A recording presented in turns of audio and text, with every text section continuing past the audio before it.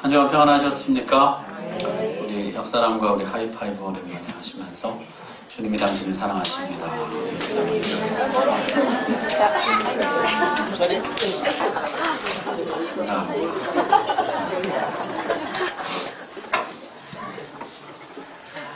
다윗은 20대 대부분을 광야에서 보냅니다.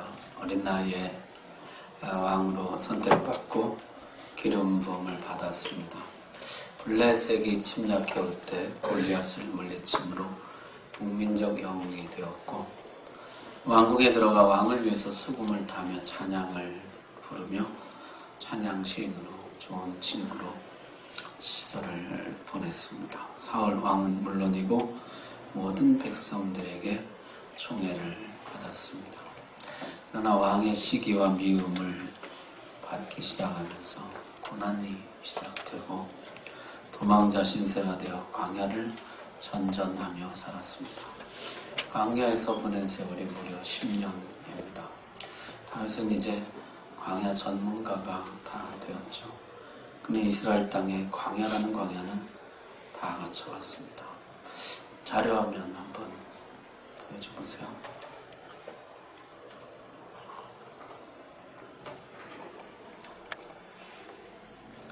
자, 이게 이제 사회고요. 여기가 예루살렘인데, 여기 보면은 이제, 여기 10광야, 마온 광야, 엔게디 광야, 일로 내려와서 바란 광야, 이스라엘 땅에 거의 모든 광야를 전전하면서 그가 지냈거든요. 멀리서 보면은 광야는 다 똑같아 보입니다. 광야가 광야지 뭐. 그러나 그 속에 들어가 보면요, 나름 독특한 특색을 가지고 있어요. 어떤 광야는 동굴이 많아서 은신하기가 좋고, 어떤 광야는 오아시스가 많아서 물을 얻기가 좋고, 어떤 광야는 험해서 사울이 쫓아오기가 어렵고, 어떤 광야는 목초지가 있어서 짐승들이 많아 양식을 얻기가 좋습니다. 똑같은 광야는 없어요. 비슷한 것 같아도 다 다른 것이죠. 광야 전문가란 그런 사람입니다. 광야의 특색을 알고 거기에 맞게 대처할 줄 아는 사람이죠.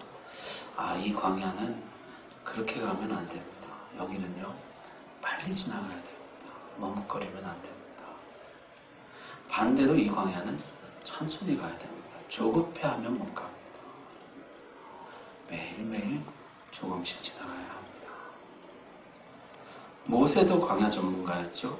그는 40년을 광야에서 살았습니다. 그래서 200만 명의 백성들을 광야에서 인도해낼 수가 있었던 것이죠. 살다 보면 우리도 광야를 만나게 되는데요, 이 자발적으로 광야에 들어가는 사람은 많지 않죠. 대부분의 사람들은 떠밀려서 들어갑니다. 모세가 그랬던 것처럼, 다윗이 그랬던 것처럼 사실은 떠밀려 들어가게 되는 곳이 광야죠.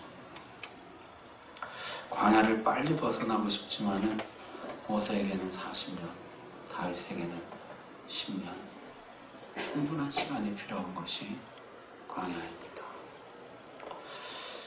광야 전문가가 될 때까지 하나님 우리를 광야에 놔두시는 거죠. 하나님은 광야에서 우리에게 고통도 주시지만 선물도 주십니다. 광야에는 최악만 있지 않고 최선도 있다라는 것이죠.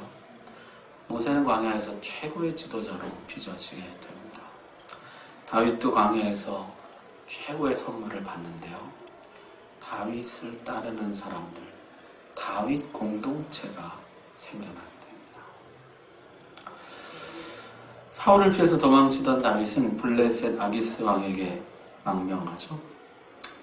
여기 보게 되면은 예루살렘에서 높당으로 갔다가 이제 블레셋 가드로 가게 됩니다. 그런데 신하들이 다윗을 알아보는 바람에 위기에 처하죠. 미친 척해서 겨우 죽음을 면한 그는 재빨리 도망간 것이 이제 아둘람이라는 지역의 아둘람굴로 피신했었죠. 혈혈단신, 외롭고 무서운 시간들이었지만은 얼마 지나지 않아서 사람들이 다윗을 따르고 다윗에게로 모여오기 시작했습니다. 그럼 22장으로 한번 가보십시오. 22장. 22장에 보면은 모여온 사람들이 400명이나 되었다 이렇게 말씀합니다. 22장 1절 2절 말씀 같이 한번 읽을까요? 시작. 그러므로 다윗이 그곳을 떠나 아둘람 글로 도망하며 그의 형제와 아버지 온 집이 듣고 그리로 내려가서 그에게 이르렀고 환난당한 모든 자와 빚진 모든 자와 마음이 원통한 자가 다 그에게로 모였고 그는 그들의 우두머리가 되었는데 그와 함께한 자가 400명가량이었더라. 아멘. 어떤 사람들이 왔을까요? 제일 먼저 1절에 보니까 누가 왔어요? 그의 형제와 아버지의 온 집이 그에게로 왔습니다. 형들이 왔고 아버지가 왔다는 거예요. 우리 앞에서 봤지만은 다윗은 사실 형들과 아버지와 사이가 그렇게 좋지는 못했습니다.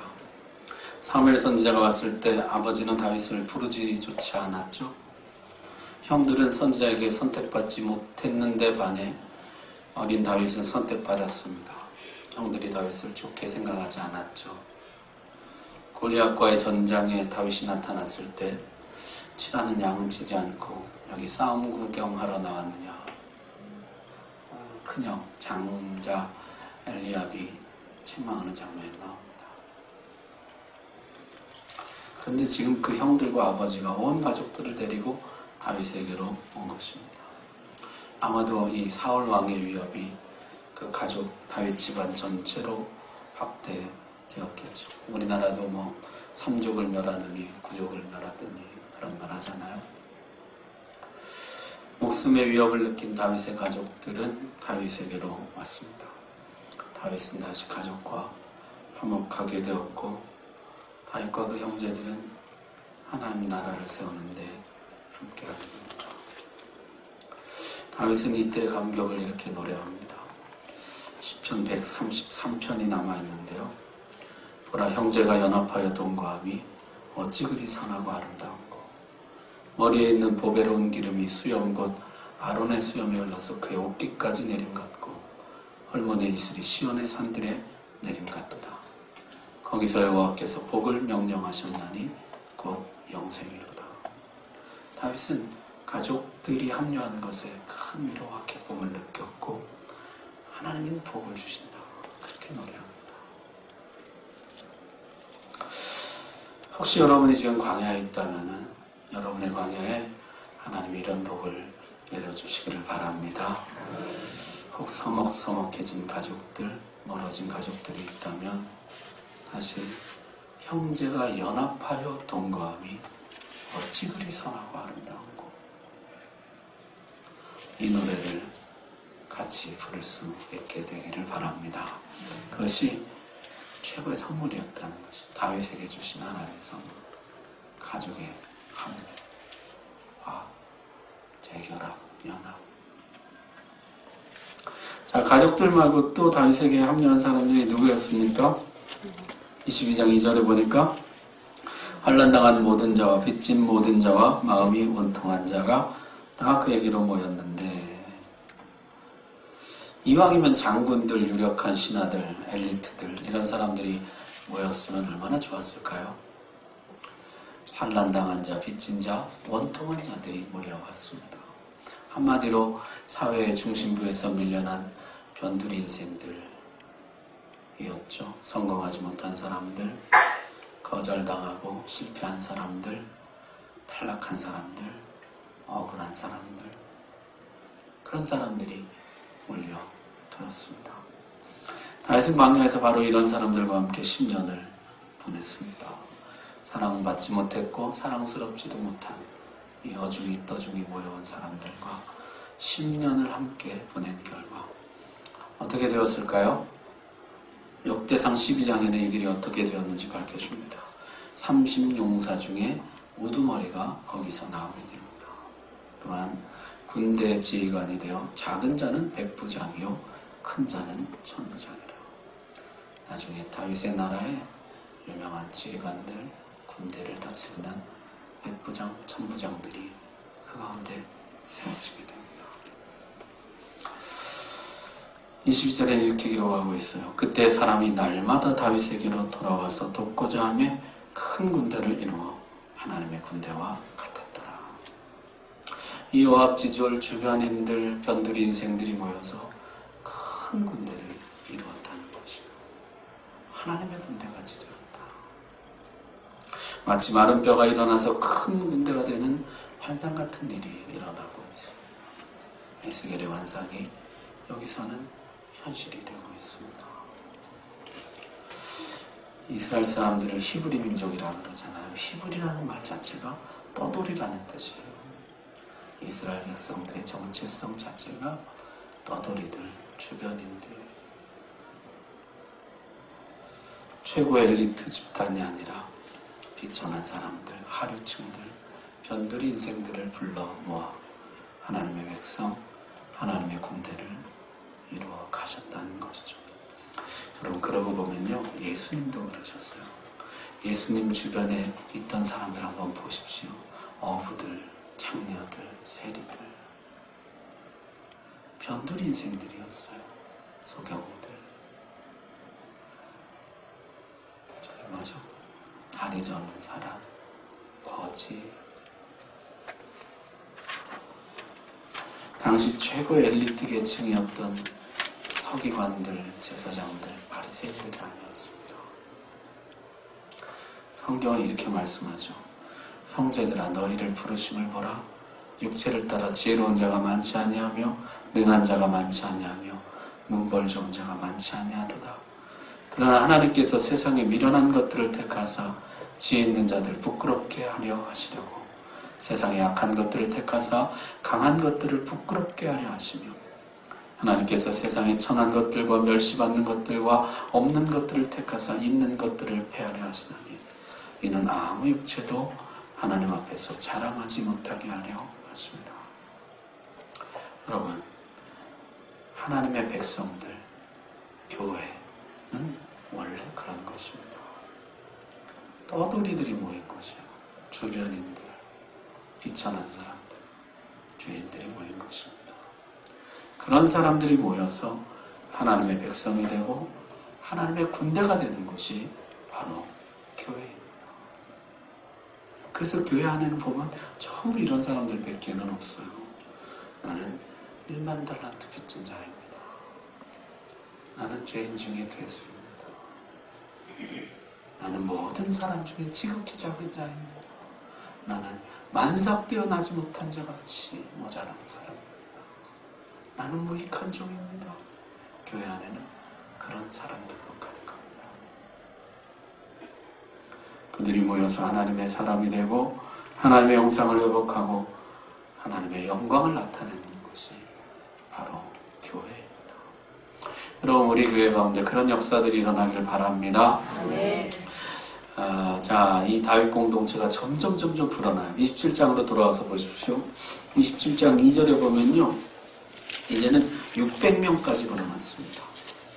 덩치가 커진 다윗 공동체는 더 이상 광야에 숨어 있을 수가 없었습니다. 마치 모세가 커지자 더 이상 숨길 수가 없어서 세상에 드러나고 강물에 띄워보냈던 것처럼 다윗도 공동체가 커지자 더 이상 광야에 있을 수가 없어서 이들과 함께 세상으로 나옵니다. 그런데 아직 사울의 세상에서 살아남을 수 있는 길은 없죠. 600명 가지고 한 나라의 군대를 어떻게 대적하겠습니까? 다윗이 블레셋으로 갑니다. 블레셋으로 가서 블레셋 가드왕 아기스의 용병이 됩니다. 자기가 그 미친 척했던 그 왕이죠. 생명을 건지기 위해서 침을 흘렸던 그 왕에게 가서 용병이 돼요. 블레셋의 용병이 되어 여기저기를 다니면서 적들을 물리치고 빼앗은 전리품을 아기스와 서로 나누게 됩니다. 근데 사실은 다윗이 블레셋의 적을 친 게 아니라 이스라엘의 적들을 공격했고 아기스에게는 거짓으로 보고했죠. 아기스는 전리품들이 이스라엘에게서 빼앗아 온 것인 줄 알고 좋아했어요. 너무나 좋아한 나머지 시글락이라는 성까지 내주면서 영원히 블레셋에 함께 살기를 원했습니다. 이것이 다윗이 광야 10년의 마지막 1년 4개월을 보낸 시간들이에요. 10년 중에 그 마지막 1년 4개월 동안에 이제 요게 끝나면 이제 어떻게 되죠? 사울이 전쟁에서 죽어요. 그러면서 이제 다윗이 전면에 등장하게 됩니다. 그 마지막 1년 4개월을 다윗이 참 불명예스럽게도 블레셋 왕의 밑에 용병으로 지내게 됩니다. 여러분, 이 대멸국이 사실은 좀 우리 마음을 좀 불편하게 하는, 우리에게 좀 거리낌이 있는 것이죠. 자, 더 이상 광야에 숨어 있을 수 없다 그러면은 차라리 이스라엘로 나가서 사울과 한판 붙던지, 아니면 블레셋으로 갔으면은, 블레셋이 어떤 나라입니까? 이스라엘의 철천지 원수잖아요. 블레셋과 한판 붙던지 해야지.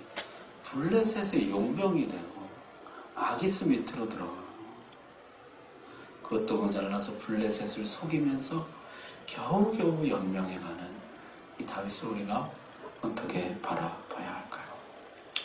다윗은 광야 생활의 마지막 1년 4개월 그렇게 보냅니다. 그는 조국을 버린 배신자 행세를 하면서 그 시간들을 견뎌가요.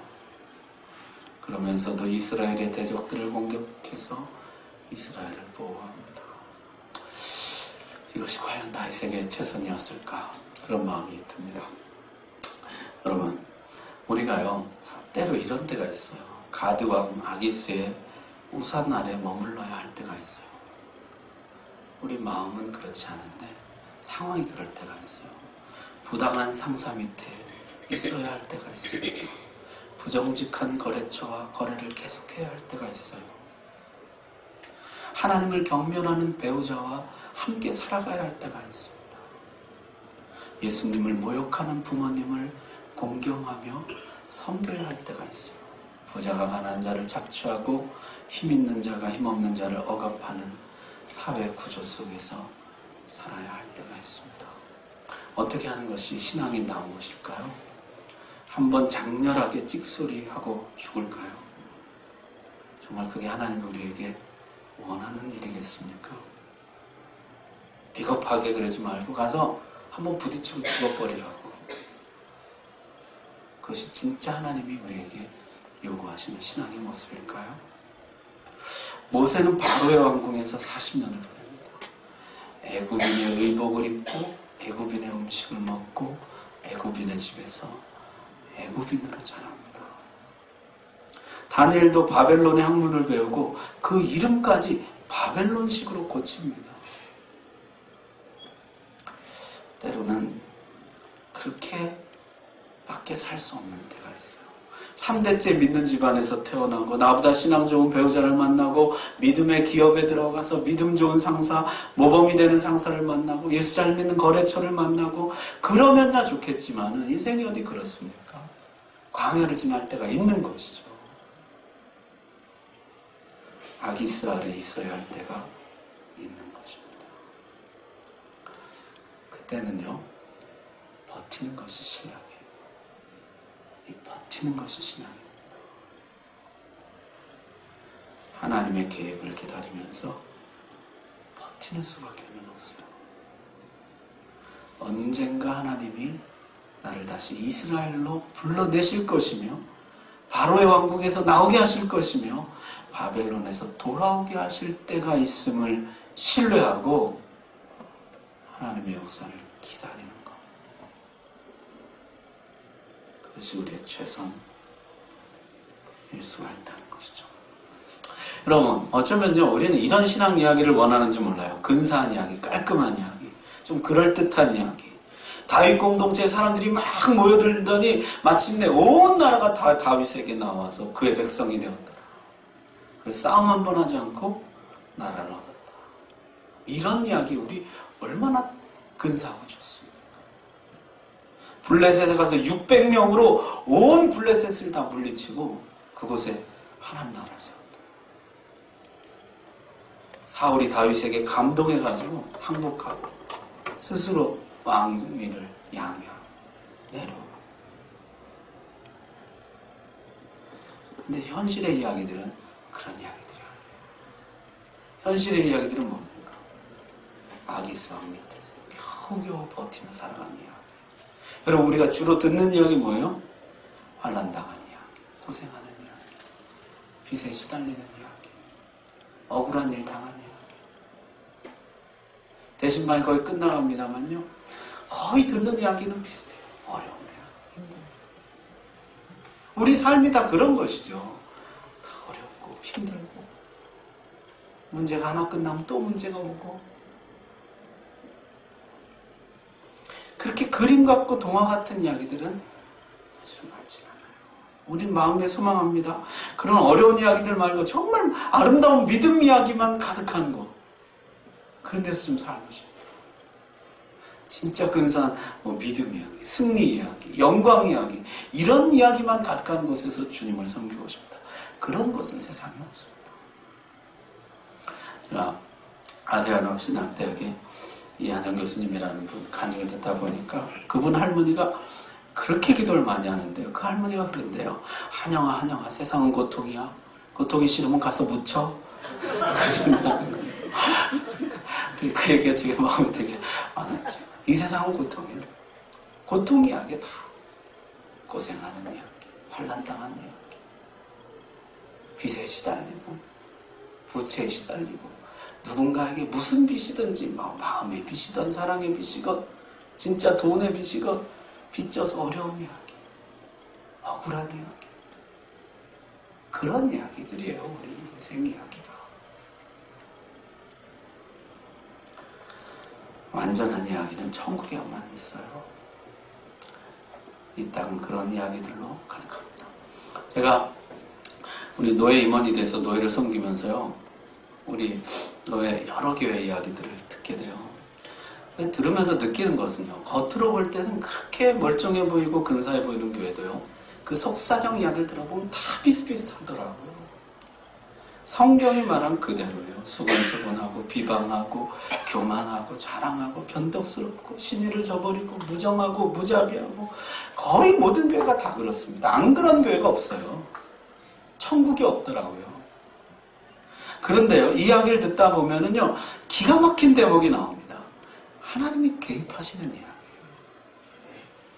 거기서부터 이야기가 달라집니다. 은혜 받고 변화받고 겸손이 나오고 찬송이 나오고 감사가 나오고 교회의 미담이 나오고 신앙의 본이 나오고, 거기서부터 달라지는 거죠. 우리들의 이야기는 다 비슷비슷해요. 여러분, 다윗은 광야에서 최고의 선물을 받습니다. 공동체를 얻어요. 그렇지만 또한 그의 광야 말년에, 그 10년의 그 마지막 시간에 가장 힘들고 고통스러운 시간을 보냅니다. 블레셋 아기스 밑에 하나님이 넣어놓는 거예요.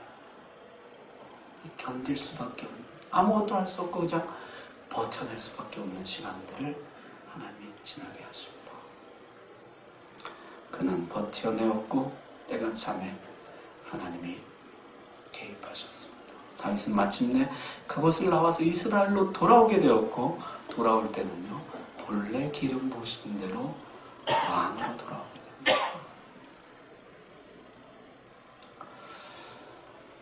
혹 지금 광야에서 겨우겨우 버티고 계신 분이 있습니까? 조금 더 버티십시오. 그때는 우리가 아무도 몰라요. 하나님만 아세요. 광야 생활 10년도 힘들어 죽겠는데 하나님 지금 시글락에서 아기스 밑에서 조금 더 있어라. 1년 4개월 더 버티게 하세요. 더 견디게 하신다. 아까 말씀드렸지만 사람마다 광야는 다 다르겠죠. 물질의 광야도 있고, 관계의 광야도 있고, 실패의 광야도 있고, 자녀의 광야도 있고. 광야가 다 비슷해 보여도 다 다르거든요. 각자 자기에게 주신 광야를 걸어가고 있는 것이에요. 혹 그분들 중에 일부는요, 마지막 1년 4개월 블레셋 밑에 들어가 있는 분도 있을 수 있어요. 정말로 그냥 버텨내는 것 외에는 아무것도 할 수 없는. 그런 시간. 분명한 것은요, 그 시간에도 하나님의 손이 함께하고 계시고 때가 되면 반드시 이스라엘로 돌아오게 하신다는 것입니다. 여러분, 하나님 신뢰합시다. 하나님 신뢰하고 버틸 수 있는 힘을 달라. 견뎌낼 수 있는 힘을 달라.